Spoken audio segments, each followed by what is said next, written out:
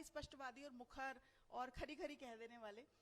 तो उनकी जो जीवन का अनुभव था उसका निचोड़ उस कॉलम के माध्यम से हम तक पहुंचता था, ठीक है। तो उसमें फिल्में, वो हमेशा कहते थे कि जो फिल्में हैं वो मेरे लिए मतलब एक स्कूल की तरह है। लोग किताबें पढ़ के जीवन में सीखते हैं, मैं फिल्मों को पढ़ के जीवन में सीखा हूँ। तो इस तरह की उनकी सोच थी। आपने इस किताब में जिक्र है कि वो दरअसल अंग्रेजी के प्रोफेसर थे, बुरहानपुर के रहने वाले थे, सागर में पढ़ाई की यूनिवर्सिटी में, फिर इंदौर में पढ़ाई की और इंदौर के कॉलेज में इंग्लिश पढ़ के इंग्लिश वहाँ पढ़ाने लगे। और वो अपनी इंग्लिश की कक्षाओं में भी फिल्म का ही जिक्र करते थे और ऐसी लंबी लंबी फिल्मों की बातें करते थे कि बहुत रोचक हो जाता था। एक दिन उनके प्रिंसिपल ने उनसे कहा भी कि आप क्लास में पढ़ाते क्या है, क्लास में भी अंग्रेजी वो फिल्में ही पढ़ाते हैं। तो उन्होंने कहा इसमें बुराई क्या है, बात उस रोचकता की है। मगर जो उनका नेचर है, जो हम लोग ने देखा, एक आध दो दफ़ा मैं भी मिला और मैं खुशनसीब समझता हूँ कि मेरी एक किताब को उन्होंने अपने कॉलम में भी जिक्र किया था। तो मगर वो खरी खरी बोलने वाले थे और आज के ज़माने में खरी खरी बोलने वाला अक्खड़ आदमी, तो कभी आपको लगा नहीं कि ऐसे आदमी से इतना लंबा इंटरव्यू करना या उन पे किताब लिखना, आप कुछ गलत लिख जाओ तो आपको कुछ कहना सुनना पड़े? देखिए, कहना सुनना तो चाहिए ही, क्योंकि अगर आपको अपने अंदर इम्प्रूवमेंट करना है तो आपको सुनना भी चाहिए। कहना आप जब वाजिब हो तब कहना चाहिए, पर उसमें कोई बुराई नहीं है। और मेरे लिए तो ये सीखने का अवसर था। मेरे लिए कोई ऐसा इंटेंशन नहीं था कि मुझे इनके ऊपर काम करके कोई प्रसिद्धि पानी है। मैं हमेशा अपने इंट्यूशन से काम करती हूँ, जो मेरे भीतर होता है। तो ये बिल्कुल सच बात है, ये बड़ा खरा खरा कहने का इनका स्वभाव रहा है और किसी भी बात पे बड़ी बेबाक राय रखते थे। लेकिन सबसे अच्छी बात ये थी कि सर ने, चौकसे जी ने मुझे कहा कि मैं आपको इसके लिए सहयोग करूंगा, बाकी मेरी लाइफ में ऐसा कुछ है नहीं। लेकिन मैं जानती थी कि उनकी लाइफ में जो है वो कॉलम में मुझे समझ में आता था। और उसके बाद ही फिर मैंने इनसे इंटरव्यूज किए। तो जब हम बातचीत करते थे, सेशंस होते थे। सेशंस ऐसे कि मैं इंदौर जाती थी और 11-12 बजे मेरा पहुंचने का होता था और उसके बाद में चौकसे सर ही दरवाजा खोलते थे, बिल्कुल रेडी रहते थे। और बावजूद इसके कि वो कैंसर से बहुत मतलब जूझ रहे थे, काफी कठिन था उनके लिए ये सब, लेकिन उसके बावजूद बैठना 3-4 घंटे तक नॉन स्टॉप बातचीत करना, अपनी पुरानी बातों को याद करना। मैं इनको रिकॉर्ड करती थी और जो भी कुछ मुझे लगता था पूछना है तो उस दौरान में पूछती भी थी। जब भी कभी मैं उनको दिखाती थी, जो ड्राफ्ट में तैयार करती थी, तो मैंने भेजती थी हार्ड कॉपी। और उसके बाद फिर उनकी जो टिप्पणी होती थी कि इसको ऐसा, ये इस बात से वो संतुष्ट नहीं है, तो मैं उसको फिर से दोबारा से उसको, क्योंकि मुझे भी रिफाइनमेंट का एक प्रोसीजर जो होता है वो होना ही चाहिए। कोई भी काम आपका सेटिस्फैक्शन जब तक नहीं हो उसको नहीं करना। हालांकि ऐसा नहीं कि इसमें कमियां नहीं नजर आती, हमेशा हर व्यक्ति को अपने काम में लगता है कि नहीं, इसको कुछ ऐसे भी कर सकते थे, तो वो उससे कोई फर्क नहीं पड़ता। परफेक्शन जो एक होती है चीज, वो मैं नहीं मानती कि कोई भी चीज परफेक्ट हो सकती है। तो लेकिन आगे बढ़ने का एक प्रयास हमेशा होता है। तो उनकी स्पष्टवादिता का परिणाम ये रहा कि जो मुद्दे मैं चाहती थी उनसे बात करना, मैंने इस किताब में उनके बिहाफ में लिखा है। और ये भी बात सही है कि जिन कुछ मुद्दे ऐसे रहे, कुछ पॉलिटिकल चीजों पे उनका मत अलग होता है या वो अलग ढंग से सोचते थे, तो मुझे इसमें कुछ करना नहीं था, क्योंकि वो उनकी सोच थी। हर व्यक्ति की अपनी सोच है। आप, सबसे अच्छी बात है कि आप उसको स्वीकार कर लेते हैं और वो जैसा है उसको वैसा ही रहने देते हैं। तो इस किताब में मैंने वही प्रयास किया कि उनके अनुभवों को, उनकी जो जर्नी रही है उसको मैंने अपने शब्दों में लिखा है, लेकिन मैं कहीं नहीं हूँ इस किताब में, एक लेखक कहीं भी नहीं है। हाँ, नहीं, आपकी किताब पढ़ के लगता है कि आप कहीं नहीं है, आपने बड़े निर्विकार तरीके से लिखा है। और एक फिर चूंकि उनकी जिंदगी बड़ी फैली हुई थी, मैंने कहा बुरहानपुर से इंदौर में आके कॉलेज में पढ़ाना, फिर इंदौर से आके फिर मुंबई जाना, वहाँ फिल्म डिस्ट्रीब्यूशन करना, फिल्मों के लिए लिखना, सीरियल्स के लिए लिखना, तो इन सारे में उनको काफी सारे किरदार मिलते गए। तो उन सबको कैसे आपने इकट्ठा, क्योंकि मुझे लगता है कि मुंबई में ये ऐसे लोगों को तलाशना, ढूंढना बड़ा कठिन काम था, तो आपने सीधे उन्हीं से लिखवाया या फिर उनसे जाके आप मिली? देखिए, जयप्रकाश चौकसी जी के जो उनकी विचारधारा थी, उसकी सबसे बड़ी विशेषता थी कि भूमिका के पहले उनके हाथ में कंक्लूजन होता था, उपसंहार। तो जब मैंने उनको अपना बायोग्राफी, मैंने उनको कहा कि मैं इस पे काम करना चाहती हूँ, मैंने एक स्ट्रक्चर बना के भेजा था। मेरी भी आदत है, मैं कोई भी चीज को स्ट्रक्चर करके ही मैं शुरू करती हूँ, कोई भी करता होगा। मैंने स्ट्रक्चर बनाया कि मुझे ऐसे ऐसे जाना है, अब वो जो जाना है, वो जाने वाले के संग मुझे जाना था, चौकसे जी के साथ में। उन्होंने मुझे बताया कि आपको जाना है तो ये पड़ाव मिलेंगे। एक पड़ाव होंगे सलीम खान साहब, एक होंगे रणधीर कपूर साहब, एक होंगे विष्णु खरे जी। अनफॉर्चुनेटली उनका उस समय देहांत हो गया और मैं मिल नहीं पाई थी, सितंबर में उनका देहांत हो गया था। और वो उन्होंने मुझे बताया कि बीमार हैं, थोड़े दिन बाद फोन करना उनको। कुमार अम्बुज जी, तो जो माइलस्टोन्स रहे हैं उनकी लाइफ के, जिनका बड़ा महत्वपूर्ण उनका एक भूमिका रही है उनके जीवन में, उन सभी पड़ावों का परिचय उन्होंने मुझे दे दिया था कि ये लोग मुझे बहुत अच्छे से जानते हैं और इनसे इनका जानना पहचाना हुआ लोगों तक पहुंचेगा तो वो मुझे अच्छे से जान पाएंगे।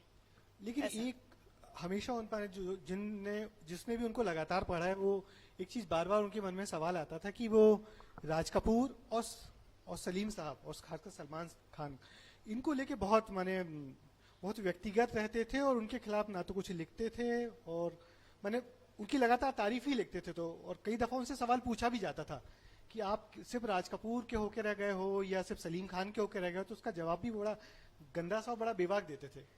देखिए, ऐसा है कि अगर मुझे आम खाना पसंद है तो इसमें कोई दूसरा उंगली नहीं उठा सकता है। मैं उसको जस्टिफाई करूं नहीं करूं ये भी मेरे हाथ में है, वीटो पावर।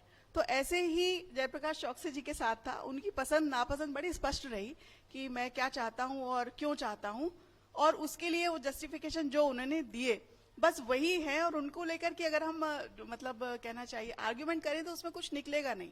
हाँ, पर जिन लोगों के साथ जीवन में बड़े घनिष्ठ संबंध रहे तो उन संबंधों का आधार होगा। मैं किसी भी बात को कभी खारिज नहीं करती कि अगर सलमान खान की बड़ाई कर रहे हैं तो कुछ उसमें केवल उनको प्रशंसा ही करनी है, ऐसा नहीं है। कोई ना कोई उनके पास ठोस कारण होते थे। ये बात ठीक है कि हम मत अलग अलग रखें, हम चाहे सोचें कि नहीं जो दिख रहा है तो ऐसा है, वो अपना परसेप्शन बनाना कोई भी कर सकता है, लेकिन कुछ कारण होंगे उनके पास में जरूर जो हम शायद नहीं जानते हो, तो ये हो सकता है। मगर वो इतने पढ़ाकू रहे हैं और इतनी फिल्में देखी हैं, तो कभी आपको लगा नहीं कि उन्होंने अपने ज्ञान के आतंक से आपको डराया हो? नहीं, देखिए, ज्ञान से कभी आतंक पैदा नहीं होता। आतंक जो है वो अज्ञानता से पैदा होता है। आप कभी डरी हो कि अरे बाप रे, नहीं, बिल्कुल नहीं। क्योंकि कॉलम पढ़ने के बाद लगता था कि आदमी की क्या रेंज है। हाँ, बल्कि मेरा भी काफी, चूंकि मैंने बताया कि मेरा एक फिलॉसफी मेरा सब्जेक्ट रहा है, तो मुझे जीवन का फलसफा, फिलॉसफी उनकी राइटिंग्स में मिलती थी, वो मुझे सबसे इंटरेस्टिंग लगता है। तभी आपकी उनके साथ अच्छी ट्यूनिंग जम गई, क्योंकि उनके हर कॉलम में एक दो लाइन ऐसी जरूर होती थी कि आदमी लगता था ये तो मेरे लिए कही गई है। और उनके जो कॉलम का मकसद था तो उसमें इंटरटेनमेंट तो था ही, इंफॉर्मेशन भी था और खासकर एनलाइटमेंट भी था। तो शायद ये तीनों चीजें मिलकर उनके कॉलम को बाकी कॉलम से अलग बनाती हैं। कॉलम हम लोग भी लिखते हैं, साप्ताहिक कॉलम लिखते थे, मगर रोज लिखना, इतना लिखना, नए नए विषय पे लिखना अपने आप में बहुत बेजोड़ काम था जो हर किसी के लिए संभव नहीं था। और आपने निश्चित ही बहुत बेहतर तरीके से इस सब में इसको लिखा है। मगर आप बता रही थी कि कुछ वो जो फिलॉसफी थी उनकी, और इस जो किताब में जो कुछ सामने आई है, तो कुछ बेहतर आपको कुछ याद है या इसमें कुछ पढ़ के बताएंगी? हाँ, बिल्कुल। बढ़िया कोट हैं उनके, बहुत सुंदर से। जी बिल्कुल।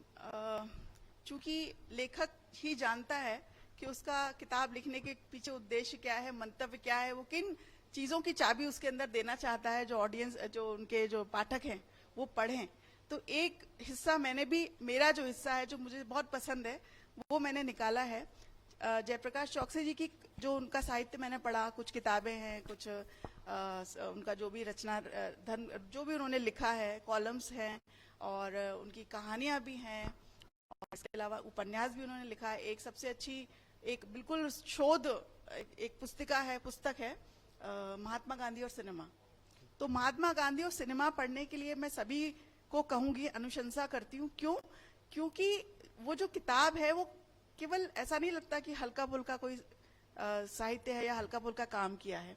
किसी भी व्यक्ति को जो फिल्मों में और गांधी जी की विचारधारा में सामने खोजता है या देखता है, उसको जरूर पढ़ना चाहिए, क्योंकि उस स्तर की किताब लिखी है उन्होंने और उसमें उन्होंने अपने प्रोफेसर होने का पूरा परिचय दिया है। बहरहाल मैं आपको ये यहाँ पे पाठ थोड़ा सा पढ़ना चाहूंगी। जो सबसे इंटरेस्टिंग है, इनको मैंने एक एक दो दो लाइन के जो वन लाइनर्स जिसको बोल सकते हैं, अलग अलग किताबों से या कॉलम से जो मैंने अभी तक पढ़े हैं, जो मेरे पास इकट्ठा थे या मुझे मिल पाए, उनमें से मैंने इनको संकलित किया है, इनको निकाला है। तो उनको मैं थोड़ा सा यहाँ पे चर्चा करना चाहती हूँ।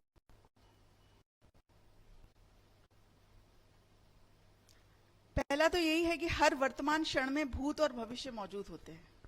ये एक स्टेटमेंट है उनका। तो वर्तमान क्षण में भूत और भविष्य मौजूद होते हैं, ये एक दार्शनिक ही बोल सकता है, एक दार्शनिक कथन है ये।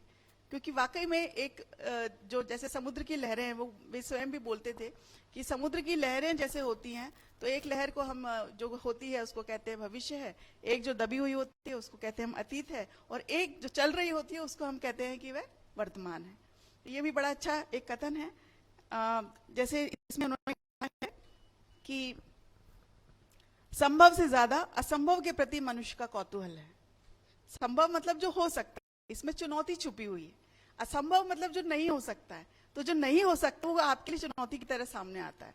चुनौती का मतलब है कि आपके अंदर एक प्रेरणा आती है कि आपको ये काम करना है। चुनौतियां होना बहुत जरूरी है। जैसे रोड पे स्पीड ब्रेकर्स होते हैं, तो आपको नींद से जगाते हैं जब आप ड्राइव करते हैं कि नहीं, आपको लगता है कि आप सही चल रहे हो नहीं। इसी तरह चुनौतियां असंभव करते हैं।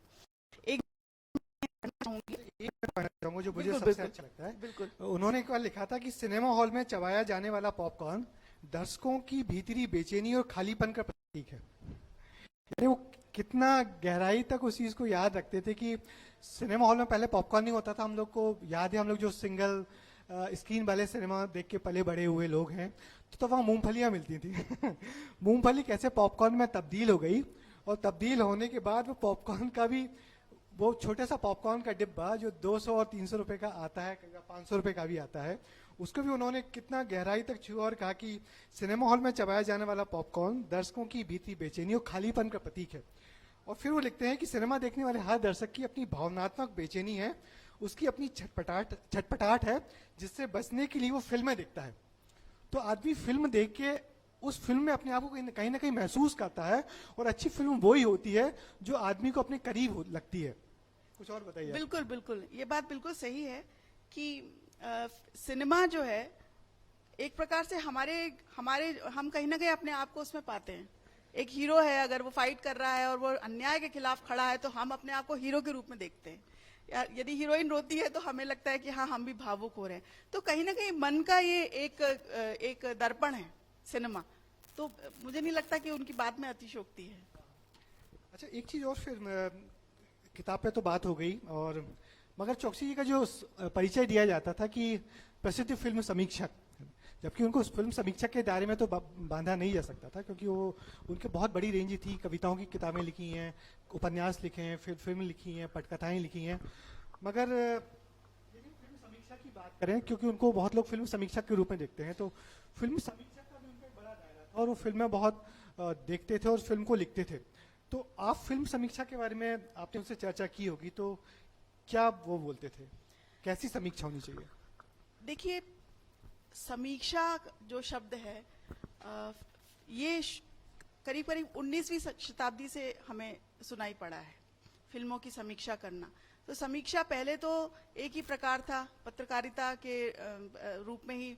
जो एक पत्रकार होता था, फिल्म देख करके आता था और उसके बारे में कुछ बातों के अच्छी बुरी है नहीं है इतना कहता था। फिर धीरे धीरे धीरे धीरे 90 के दशक के बाद जब फिल्म उद्योग और हमारा उसने उन्नति की, और कहना चाहिए बहुत विशाल रूप लिया। धीरे प्रोग्रेस तो हम कर ही रहे थे। 19वीं शताब्दी हुई, मतलब 90 के दशक के बाद में आप मान लीजिए कि फिल्मों के ऊपर जो पत्रकार जो हैं या पत्रकारिता जो की जाती है वो एक अलग चीज है। कला समीक्षक भी दिखाई पड़ना शुरू हो गए। कलात्मक ढंग से समीक्षा करना, एक होता है कि तकनीकी पक्ष और एक होता है कलात्मक ढंग। कलात्मक ढंग में आप जो कहानी है या किरदार हैं या उनका जीवन में क्या उनसे किस प्रकार से कहना चाहिए, क्या रिफ्लेक्शन पड़ता है लाइफ में, या किसी की प्रेरणा कैसे मिलती है, इन सारे जो पक्ष हैं, और उसमें जो माध्यम है आपका ऑडियो और विजुअल, उसका किस प्रकार से प्रयोग किया गया है, उस पर चर्चा होना शुरू हुआ। तो जो साहित्यकार थे उन्होंने फिल्म की समीक्षाएं करना शुरू किया, बड़े कलात्मक ढंग से उस पर चर्चा करने लगे। तो धीरे धीरे ये हुआ कि रेटिंग, फिल्मों की रेटिंग जो है वो शुरू हो गई, 2 स्टार, 3 स्टार, 4 स्टार, 5 स्टार, इस तरीके से पूरा जो है समीक्षा शुरू हो गई, ऐसा होना शुरू हुआ। लेकिन अगर हम जयप्रकाश चौकसी जी की बात करें तो इनके कॉलम से फिल्म के बारे में तो उन्होंने कहा ही, लेकिन मानव मन के बारे में ज्यादा बात की है फिल्मों के माध्यम से, ये रहा है। तभी उन्होंने कहा है कि कहानी का, फिल्म समीक्षा में ये ना लिखा जाए कि कहानी का सारांश क्या है, क्या सुंदर अभिनय किया गया है या सुंदर फोटोग्राफी है। उनकी जो अच्छी लाइन लिखी, उन्होंने कहा कि उस फिल्म में देखो क्या हिंदुस्तान सिनेमा में वो हिंदुस्तान दिख रहा है कि नहीं, जो हिंदुस्तान लगातार बदलता जा रहा है। मतलब केवल अच्छी और बुरी फिल्म के अलावा आप और उसको कैसे उसकी व्याख्या कर सकते हैं, क्योंकि अच्छी लोकेशन को अच्छी सिनेमेटोग्राफी नहीं कहा जा सकता। पहले भी ब्लैक एंड व्हाइट फिल्में बना करती थी, सत्यजीत रे का जो सिनेमा है वो देख लीजिए, या इधर श्याम बेनेगल का सिनेमा देख लीजिए, और जितने भी गोविंद निलानी है या ऐसे जो लोग रहे हैं, तो इनका सिनेमा देख लीजिए। लेकिन बहुत ही लिमिटेड रिसोर्सेज में बनाई जाती थी, लेकिन कहती थी, संदेश देती, क्योंकि सामाजिक सोद्देश्यता होना बहुत जरूरी है। फिल्म आप अपने स्वयं के लिए नहीं बनाते, फिल्म आप लोगों को दिखाने के लिए बनाते हैं। और आपका इंटेंशन क्या है, इंटेंशन अगर अच्छा है, इंटेंशन सही है, तो कंटेंट अपने आप अच्छा हो जाता है। पहले हम लोग जो अखबारों में पढ़ते थे तो हर शनिवार या इतवार को फिल्म का रिव्यू आता था, और उसके लिए भी उत्सुकता से प्रतीक्षा होती थी कि नई फिल्म के बारे में किसी समीक्षा, खासकर नवभारत टाइम्स में, जनसत्ता में या और अखबारों में, दैनिक भास्कर में भी पहले खबरें समीक्षा छपती थी, तो इंतजार होता था कि इस फिल्म के बारे में समीक्षक ने क्या कहा। मगर अब वो समीक्षा का ट्रेंड एकदम बदल गया है। अब ब्लॉग में समीक्षा लोग कर रहे हैं। अब तो जो यूट्यूब चैनल्स हैं, नए नए बच्चे नए नए तरीके से समीक्षा कर रहे हैं, बहुत इतने रोचक तरीके से समीक्षा करते हैं कि बहुत मजा आता है। यानी कि शुद्ध अकेडमिक नहीं होती, या केवल दर्शकों के लिए नहीं होती, दर्शकों को मजे देने के लिए होती है। इतने बढ़िया 2 लोग बैठ जाएंगे और बढ़िया आसानी से बात करते हैं, ऐसा रिव्यू करेंगे कि लगता है कि हाँ जाके फिल्म, वो अपना निर्णय तुरंत दे भी देंगे कि क्योंकि मनोरंजन एकमात्र उद्देश्य नहीं है ना सिनेमा का। अब सिनेमा का उद्देश्य मनोरंजन के इतर भी है, जीवन को दिशा देने का भी प्रयास उसमें होता है, या मतलब हर तरह की चीज उसके अंदर है सिनेमा की, जो आपके समाज से ही, हमारे समाज से ही मिल रही है।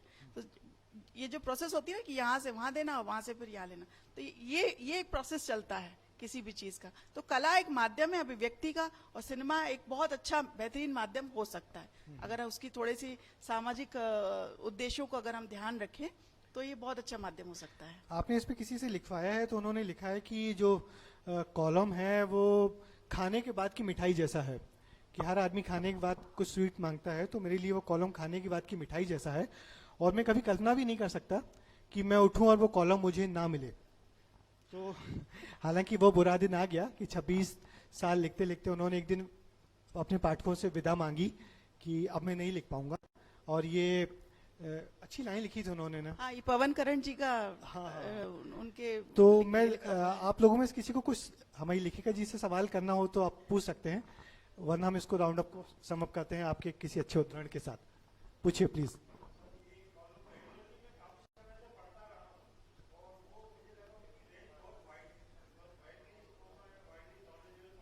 बिल्कुल।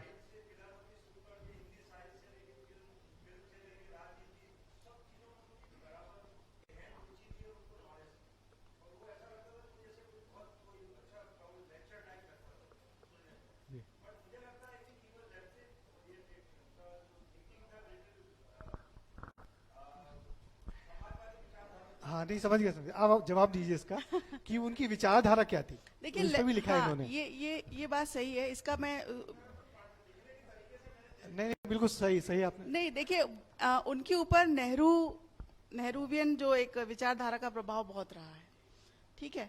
और उस विचारधारा के प्रभाव के कारण, क्योंकि उन्होंने वो समय देखा है, तो निश्चित बात है कि जब हम कोई चीज को देखते हैं, अनुभव करते हैं, और आज समय हम ऐसा था अब ऐसा हो गया है, और कंपैरिजन करते हैं, तो उसके पीछे भी कहीं ना कहीं हमारी एक कहीं ना कहीं कोई राग द्वेष होता है। अगर मेरे पास कोई अनुभव है कि मुझे ये चीज पसंद है और ये चीज नहीं है, तो पसंद नापसंद के पीछे भी कहीं ना कहीं मेरा कोई राग और द्वेष तो होगा। बिना वजह तो कोई चीज होती नहीं है। तो ऐसे ही उनके साथ में था, और वो कंपैरिजन उनके कॉलम्स में हमने देखा। हाँ नहीं ठीक है, उनको उनकी वही परवरिश वही उसी मैं कह दौर रही की हूँ, है उस जिस दौर समय- की परवरिश रही है और उस दौर को उन्होंने देखा है, जिया है, ठीक है। इस वजह से वो कंपैरिजन के रूप में संतुष्ट नहीं होते थे। आज का जो जो उनका जो भी कहना चाहिए, जो आलोचना करते थे या विपरीत उनके विचार थे, तो वो इसी वजह से थे, क्योंकि उस समय को उन्होंने देखा है, उसको जिया है। तो एक स्वाभाविक सी बातें होता है, और हाँ कभी नहीं कभी नहीं, व्यक्ति बदलता नहीं है, और ऐसा लेखन भी के होता अपने है। खतरे होते हैं, लेखन के अपने खतरे होते हैं। तो अब जो वक्त है बदलाव का, तो खतरे उन्होंने झेले भी हैं। कई दफा उनको मुझे लगता बिल्कुल है बिल्कुल, धमकियां मिली हुई उनको हैं। धमकियां और तक, मैं जब भी उनसे मैंने इंटरेक्शन किया, मैं कई बार इंदौर जाती थी, तो वो यही बताते थे कि आज तो मेरी तबीयत ठीक नहीं है, आज मुझे ऐसा ऐसा कॉल आया और मैं बस पेन डाउन करके लेटा हुआ हूँ, आज मेरी तबीयत ठीक नहीं, मुझे अच्छा महसूस नहीं हो रहा। तो इतना रिस्क लेना, क्योंकि देखिए हर तरह नेगेटिव भी होता है, पॉजिटिव भी होता है। बात ये कि आप अपने विचारों पे कितने दृढ़ हैं, और जरूरी नहीं कि 100 बातों में से 90 बातों के प्रति लोग सहमत होंगे, 10 बातें होंगी जिससे लोग सहमत नहीं होंगे। तो उसमें कुछ ऐसा लगता नहीं है मुझे कि ऐसा क्यों है, था उनके साथ में, ऐसा था।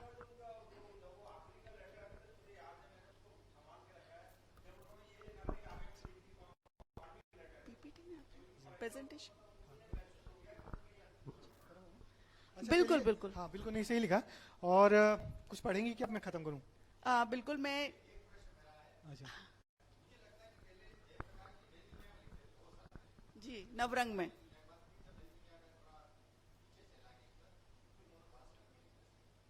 जी नवरंग में लिखते थे, और दुनिया में ही नवरंग का शायद पेज था वो जिसमें लिखते थे। उसके बाद में फिर जो फिल्म वाला जो एक जो पृष्ठ होता था उसको एडिट करते थे वो। उसके बाद में फिर सुधीर अग्रवाल जी ने उनसे रिक्वेस्ट की कि इस नया कॉलम शुरू करते हैं और आप हमारे साथ में काम कीजिए। तब फिर उन्होंने इसको करना शुरू किया। 96 से उनके कॉलम फिर रेगुलर हो गए, उस समय से चल रहे थे। हाँ मगर हमको जानना चाहिए कि वो जो लगातार लिखते थे, बिल्कुल, उनकी जो दिनचर्या थी वो ऐसी ही थी। एक तो उनका अध्ययन बहुत था, बहुत बहुत वाइडली उनका स्टडीज रही है, क्योंकि एकेडमिक्स से थे, शैक्षिक एक माहौल से थे, उनके घर में भी वातावरण था पढ़ने लिखने का, उनके भाइयों में, उनके पिताजी जो थे उन्होंने भी सब कुछ सारे साधन मुहैया कराए थे उस समय में। तो पढ़ने लिखने की रेंज बहुत विशाल थी, और उसकी वजह से ही उनका जो पढ़ा हुआ था इतना स्टॉक होता था कि जब वो कॉलम लिखने बैठते थे तो स्वाभाविक रूप से चीजें अपने आप जुड़ती थी और वो उसको लिख देते थे। क्योंकि क्या होता है कि जब हम 10 चीजें 10 अलग अलग प्रकार की चीजों को जब हम पढ़ लेते हैं, देख लेते हैं, और हमारी एक समझ डेवलप हो जाती है, तो उसके बाद में उनको जोड़ना और उनको उनको कहना चाहिए बुनना, वो थोड़ा सा सरल हो जाता। उसमें उनकी काफी मास्टरी थी, काफी अच्छी थी। अच्छा उनका दिन बहुत लेट शुरू होता था, और कॉलम लिखने के बाद भी, कॉलम खत्म करने के बाद भी अपना दिन शुरू करते थे। उसके पहले कोई काम नहीं करते थे। सुबह 11 बजे उठ के कॉलम लिख लेते थे। उनकी पत्नी उनकी मदद करती थी, भेजती थी, और उसके बाद वो दिन के बाकी सारे काम शुरू करते थे। हाँ। तो मुझे लगता है इस चर्चा को क्या खत्म किया जाए ना, क्योंकि वक्त हो गया है। तो अच्छा, छोटा, अच्छा लास्ट लेटर, वो लेटर है। अच्छा ठीक। फॉर्चुनेटली यही पेज खोला जिसको मैंने मोड़ा भी नहीं था, तो शायद इच्छा है कि इसको पढ़ा जाए। उनका जो पत्र था, अंतिम पत्र जो आप जिसके बारे में बोल रहे हैं, सुधीर अग्रवाल जी को लिखा था, उस पत्र के बारे में बोल रहे हैं या अभी वाला? वो हाँ, वो भास्कर में आया था। जी जी जी, हाँ मेरे पास भी है उसका, मैं वो बता देती हूँ आपको। हाँ, आपके पास खुला हुआ है। उसकी हेडिंग ही है, बहुत जबरदस्त थी, जो अभी तक लोग भूले नहीं है। जी। प्रिय पाठकों, यह विदा है, अलविदा नहीं। कभी विचार की बिजली कौंधी तो फिर रूबरू हो सकता हूं, लेकिन संभावनाएं शून्य है। इसको बड़ा कैसे करेंगे? नहीं तो इसको यहाँ खत्म करते हुए इसको बोलते थोड़ा सा बड़ा, 2 लाइन हो रहा है क्या? जी। तो इसमें है, देखिए उस समय बीमार चल रहे थे काफी, और उनकी शक्ति ने जवाब दे दिया था। बावजूद इसके केवल लिखना उनका चलता रहा हमेशा। और जब बिल्कुल ही कहना चाहिए कि स्थिति बिल्कुल जवाब दे चुकी थी उनके शरीर की, तो उन्होंने इसको लिखने के लिए, ना लिखने के लिए उन्होंने मन बनाया। और अंतिम जो कॉलम था उसका जो हैंड रिटन ड्राफ्ट है वो भी काफी मतलब सोशल मीडिया पे आया, मेरे पास भी है वो। तो उसमें यही कहा है उन्होंने सबसे अच्छी जो बात मुझे इसमें लगी,